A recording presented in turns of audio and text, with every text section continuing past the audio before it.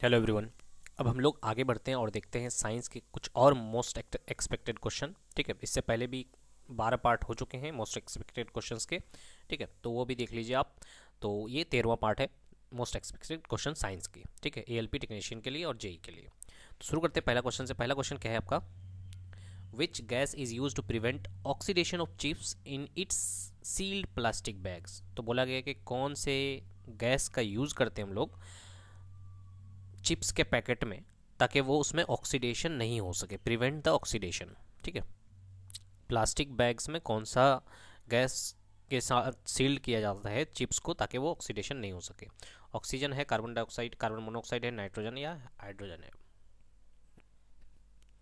ठीक है, तो इसका आंसर हो जाएगा आपका, कर लिया हुआ आपने उम्मीद करते हैं, तो इसका आंसर होता है नाइट्रोजन। नाइट्रोजन उसमें भरा जाता है चिप्स के पैकेट में। देखिएगा कि चिप्स का पैकेट या कुरकुरे का पैकेट वो जो फूला हुआ रहता है, ठीक है, एक्चुअल में उसमें नाइट्रोजन भरा इसलिए जाता है ताकि वो ऑक्सीडाइज ना हो जाए। ऑक्सीडाइज हो जाएगा तो वो ख़राब हो जाएगा। ठीक है, इसलिए उसमें नाइट्रोजन भरा जाता है क्योंकि नाइट्रोजन लेस रिएक्टिव होता है। ठीक है, तो नाइट्रोजन के लेस रिएक्टिव होने की वजह से वो चिप्स वगैरह लेस वगैरह ख़राब नहीं होता है। The ability of metal to form thin wires is called. अगर कोई मेटल है उसमें एबिलिटी है कि वो वायर में बदल सकता है, तो उस चीज़ को क्या बोलते हैं? डक्टिलिटी, मेलेबिलिटी, फोनेटिक्स या कंडक्टिविटी? किया होगा आपने, कर लिया होगा आंसर आपने। ठीक, तो इसका आंसर हो जाएगा आपका डक्टिलिटी। अगर कोई भी मेटल थिन वायर में बदल सकता है तो उसको बोलते हैं डक्टिलिटी। और मेलिएबिलिटी फिर किसको बोलते हैं? मेलिएबिलिटी उसको बोलते हैं जब कोई मेटल थिन शीट में बदल सकता है। ठीक है, यहाँ पे वायर्स दिया हुआ था तो डक्टिलिटी, अगर मेटल थिन शीट में बदल सकता है, शीट में बदल सकता है, तो ये हो जाएगा मेलिएबिलिटी। याद रखना है। Microsatellite DNA is used in the case of which of the following, which one of the following. तो बोला गया कि माइक्रोसैटेलाइट डीएनए जो है ये किस केस में यूज होता है? ठीक है, studying the evolutionary relationship among various species of fauna, stimulating stem cells to transform into diverse functional tissue, promoting colonial propagation of horticulture plants, assessing the efficacy of drugs by conducting series of drug trial in population। तो इसका answer हो जाएगा आपका studying the evolutionary relationship among various species of fauna. Fauna का जो अलग अलग species है उसके उसके रिलेशनशिप को जानने के लिए हम लोग माइक्रो सैटेलाइट डीएनए का स्टडी करते हैं, का यूज़ करते हैं। The unit of electric power, तो आसान सा क्वेश्चन है, इलेक्ट्रिक पावर का यूनिट क्या होता है? ठीक है, कर लिया हुआ आपने, इसका आंसर वाट होता है। ठीक है, तो कुछ क्वेश्चंस आसान आसान है। जैसे एम्पेयर की बात करें तो एम्पेयर किसका यूनिट है? एम्पेयर है करंट का, इलेक्ट्रिक करंट का। वोल्ट है आपका वोल्टेज का। कूलम की बात करें तो ये चार्ज का यूनिट है। फिर से बता रहा हूँ, एम्पेयर है इलेक्ट्रिक करंट का, वोल्ट है वोल्टेज का, कूलम है चार्ज का unit. Which among the following are constituents of brass. इनमें से कौन सा है जो कि ब्रास जो एलॉय है वो किस किस से मिलकर के बना है? ठीक है, आयरन है, जिंक है, कॉपर है, निकिल है, आयरन कॉपर है और जिंक कॉपर है। दो चीज़ पूछा जाता है, एक तो ब्रास और एक आपका ब्रोंज। ठीक है, तो दोनों ही याद रखना है। ब्रास का क्या हो जाएगा आपका? ब्रास हो जाएगा जिंक एंड कॉपर। ठीक है, ब्रास है जिंक और कॉपर से मिलकर के बना होता है। बात करें ब्रोंज का तो ब्रोंज होता है कॉपर और टिन का। ये दोनों क्वेश्चन बहुत रिपीटेड वे में आता है। ठीक है, तो ब्रोंज याद रखना है कॉपर और टिन, और ब्रास याद रखना है जिंक और copper. Tomato is a natural source of which acid. तो बोला गया कि टोमेटो में कौन सा एसिड पाया जाएगा? Acetic acid, oxalic acid, tartaric acid या साइट्रिक एसिड? ठीक है, तो ऑक्जेलिक एसिड इसका आंसर हो जाएगा। टमाटो में ऑक्जेलिक एसिड पाया जाता है। ठीक है, उसके बाद बात है साइट्रिक एसिड, साइट्रस फ्रूट्स में पाया जाता है। ठीक है, साइट्रस फ्रूट जैसे लेमन वगैरह। ठीक, तो उसके बाद बात करें एसिटिक एसिड, तो यहाँ पे देख लीजिए एसिटिक एसिड, एसिटिक एसिड किसमें? विनीगर में पाया जाता है। ठीक है, उसके बाद कर्ड में लैक्टिक एसिड, टार्ट्रिक एसिड हो जाएगा ग्रेप्स में, मैलिक एसिड हो जाएगा आपका एप्पल में। ठीक है, तो ये चार्ट आपको याद रखना है। ठीक है, Which of the following vitamin is used as an antidote to anticoagulation poison? इनमें से कौन सा विटामिन का यूज़ किया जाता है एंटीडोट के तौर पे एंटीकोगुलेशन पॉइजन के लिए? ठीक है, तो इसका आंसर हो जाएगा विटामिन के। सुनिए, कोगुलेशन का मतलब क्या होता है, वो ब्लड का जमना जो होता है, ठीक है। तो अगर ब्लड का एंटीडोट एंटी कोगुलेशन के तौर पे यूज़ जो होगा वो होता है विटामिन के, माने ब्लड का नहीं जमने देना, ठीक है।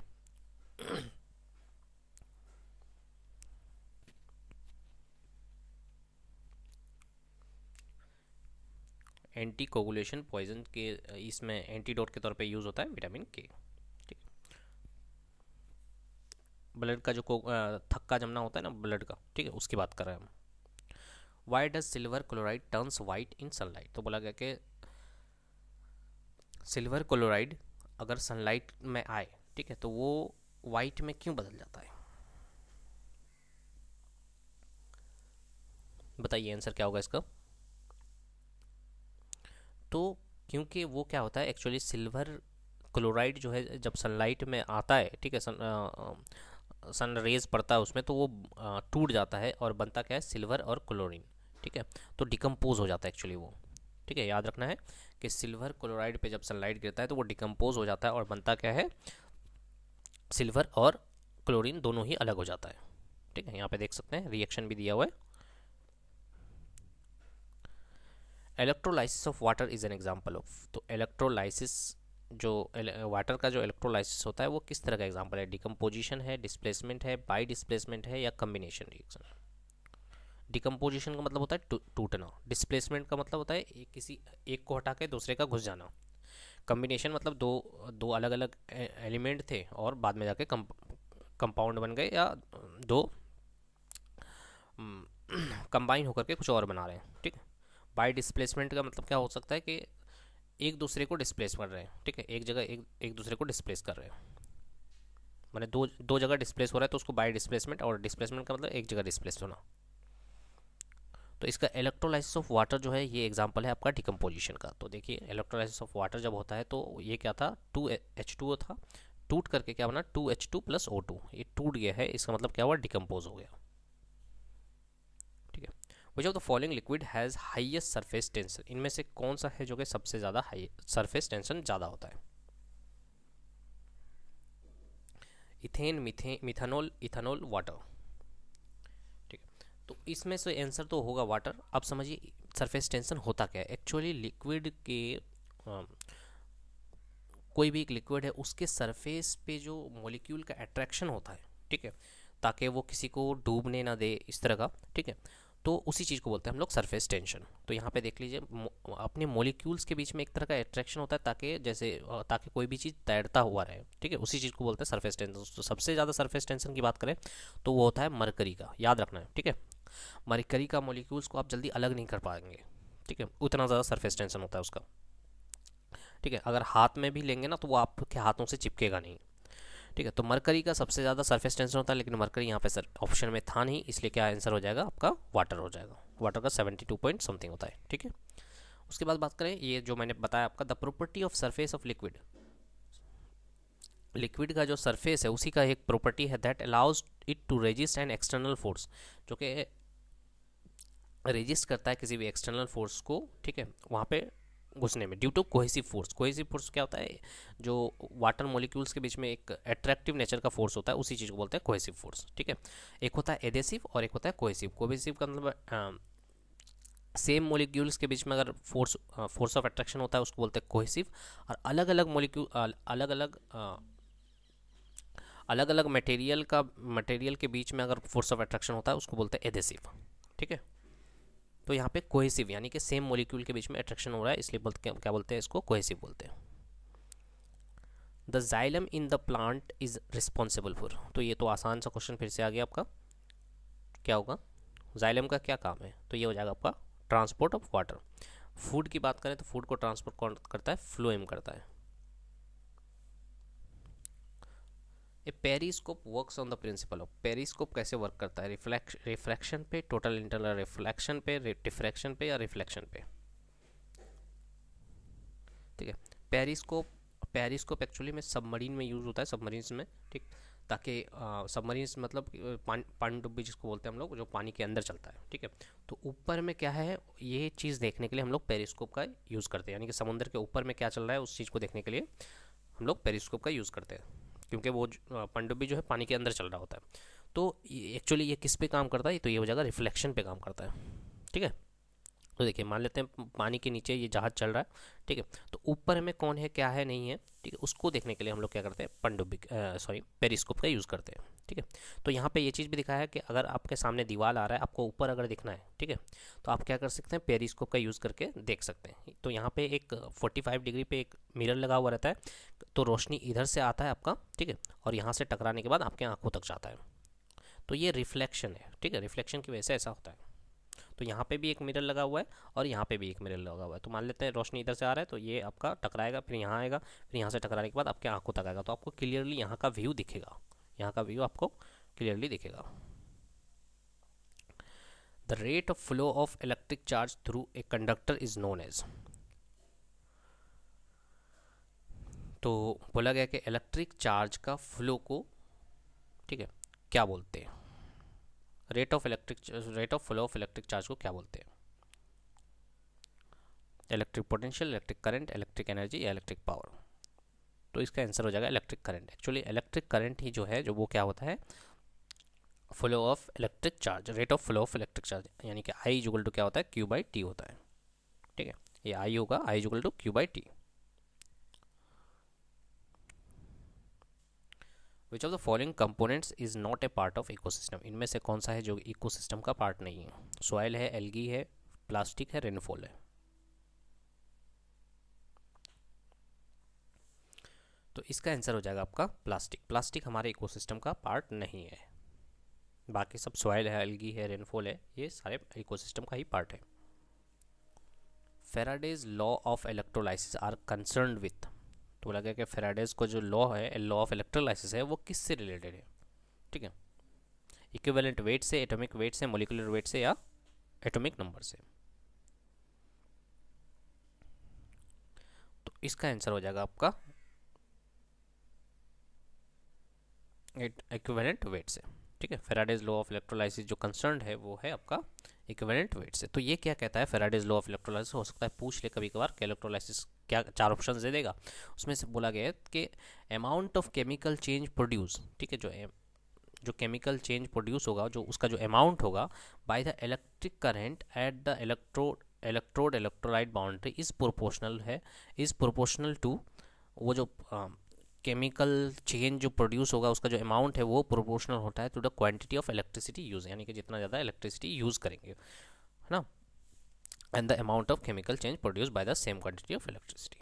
ठीक है, जितना ज़्यादा इलेक्ट्रिसिटी यूज़ करेंगे उतना ही ज़्यादा केमिकल चेंज में, केमिकल के चेंज में, केमिकल अमाउंट के चेंज देखने को मिलेगा। ठीक है, इसी चीज़ को बोलते हैं फेराडे लॉ ऑफ इलेक्ट्रोलाइसिस, और इसी को क्या बोलते हैं कि किससे रिलेटेड है, इक्विवेलेंट वेट से। Which of the following photoelectric device is most suitable for digital application, तो बोला गया कि इनमें से कौन सा है फोटो इलेक्ट्रिक डिवाइसेस है जो कि सुटेबल है डिजिटल एप्लीकेशंस के लिए। Photo diode, photo voltaic cell, photo emitter, या मोर देन वन ऑप्शंस। सबसे ज़्यादा जो सुटेबल है वो होता है आपका photo voltaic cell.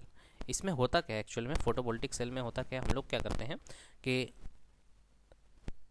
Sun rays का यूज़ करके या सोलर का यूज़ करके हम लोग क्या प्रोड्यूस करते हैं, इलेक्ट्रिसिटी प्रोड्यूस करते हैं या फिर इलेक्ट्रिक सिग्नल्स प्रोड्यूस करते हैं। ठीक है, तो इसी चीज़ को बोलते हैं हम लोग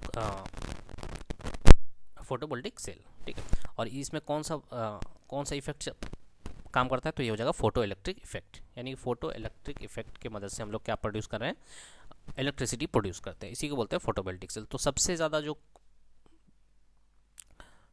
सुटेबल है वही है फोटोवोल्टिक सेल। अब फोटो डायोड फिर क्या है, फोटो डायोड एक्चुअली मेजर करता है लाइट का इंटेंसिटी को। ठीक है, और फोटो इमीटर क्या है, photo emitted electrons when illuminated. ठीक है, जब इसको जलाया जाता है तो क्या होता है, वो फोटो इमिटेड इलेक्ट्रॉन्स को इमिट करता है। The animals without red blood cells, तो बोला गया कि इनमें से कौन सा ऐसा एनिमल है जिसमें रेड ब्लड सेल्स नहीं होता है। ठीक है, उसका ब्लड तो रेड होता है लेकिन इसमें रेड ब्लड सेल्स नहीं होता है। तो इसका आंसर हो जाएगा अर्थवर्म, याद रखिएगा। ठीक है, रेड ब्लड, इसमें आरबीसी नहीं होता है लेकिन ब्लड इसका रेड ही होता है। ठीक है। तो earthworm are animals that do not have red blood cell, लेकिन लेकिन लेकिन सुनिएगा, अर्थवर्म है रेड ब्लड सेल नहीं है, फिर भी रेड ब्लड है, बिकॉज हेमोग्लोबिन इज डिजोल्व, क्योंकि उसमें हेमोग्लोबिन डिजोल्व होता है उसके प्लाज्मा में, इन देयर ब्लड प्लाज्मा, ठीक है। क्योंकि हम लोग का भी जो ब्लड का कलर है रेड, वो हेमोग्लोबिन की वजह से हो रहा है, ठीक है। तो हेमोग्लोबिन उसके प्लाज्मा में डिजोल्व होता है, लेकिन आरबीसी नहीं है, but they don't have RBC, ठीक है। विच of the following solution has pH value more than 7, इनमें से कौन सा है जिसका पीएच वैल्यू 7 से ज़्यादा है? Buffer solution, basic solution, acidic solution, neutral solution, ठीक है। तो हम लोग जानते हैं कि एसिडिक सोल्यूशन का वैल्यू जो होता है वो पीएच 1 से लेकर के 7 तक होता है, ठीक है। लेकिन 7 से ज़्यादा जो होता है वो बेसिक सोल्यूशन का होता है, तो यहाँ पे देख सकते हैं, ठीक है।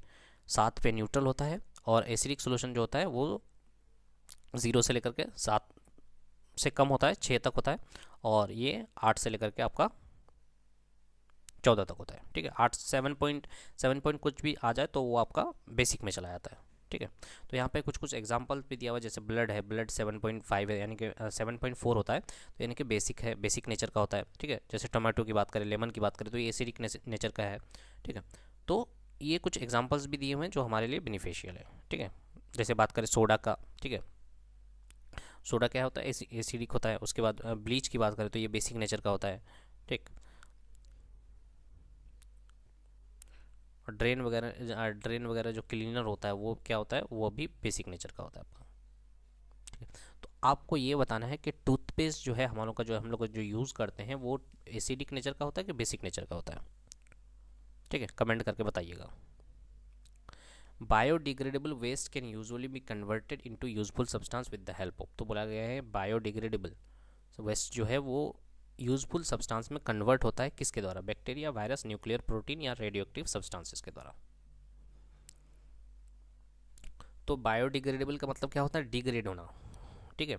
डिग्रेड मतलब डिकम्पोज होना, ठीक है। तो कौन ऐसा माइक्रो ऑर्गेनिज्म है जो बायोडिग्रेडेबल वेस्ट को क्या करता है? डिकम्पोज करता है। तो इसका आंसर हो जाएगा बैक्टीरिया। बैक्टीरिया ही है जो उसको डिकम्पोज करता है, ठीक है।